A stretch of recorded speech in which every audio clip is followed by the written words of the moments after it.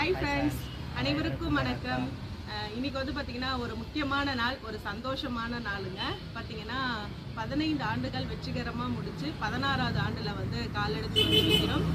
கடவுளுக்கு வந்து ரொம்ப ரொம்ப நன்றி சொல்கிறோம். இன்னைக்கு வந்து பார்த்தீங்கன்னா ஆமாம், ஒவ்வொரு நாளும் கடவுளுக்கு வந்து நன்றி சொல்கிறோங்க. இன்னைக்கு எங்களுடைய திருமண நாள். இந்த 15 வருஷத்தில் வந்து பார்த்தீங்கன்னா கல்யாணம் ஆனது 11ல் வந்து கல்யாணம் ஆச்சு. எனக்கு அடிபட்டு 14 வருஷம் வந்து ஆக போகுதுங்க. இந்த 13 முடிஞ்சு 14 வந்து தொடங்க போகுது. இந்த ஆடி 18 வந்தால் 14 தொடங்க போகுது. நிறைய கஷ்டங்கள், போராட்டங்கள், அது எல்லாத்தையும் வந்து இப்போ அதெல்லாம் நினச்சி பார்க்க முடியல. வேணாம், இந்த நாளில் வந்து அதை பேச வேணாம். அது எல்லாத்தையும் தூக்கி மூட்டை கட்டி வச்சிடலாம். அது எது நடந்தாலும் நன்மைக்கே. கடவுள் எது செஞ்சாலும் நம்மளுக்கு வந்து நல்லதாக வந்து செய்வார்.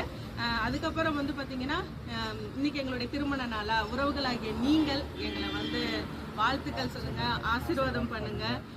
அப்புறம் வந்து பார்த்தீங்கன்னா ஒரு எல்லாத்துக்கும் தெரிஞ்சது தான், கடவுள் வந்து அவராக வந்து உதவி செய்ய மாட்டார். யாராவது மனுஷங்க ரூபத்திலையோ இல்லை அவர் யாரையாவது ஒருத்தர் அனுப்பி தான் வந்து உதவி செய்வார்.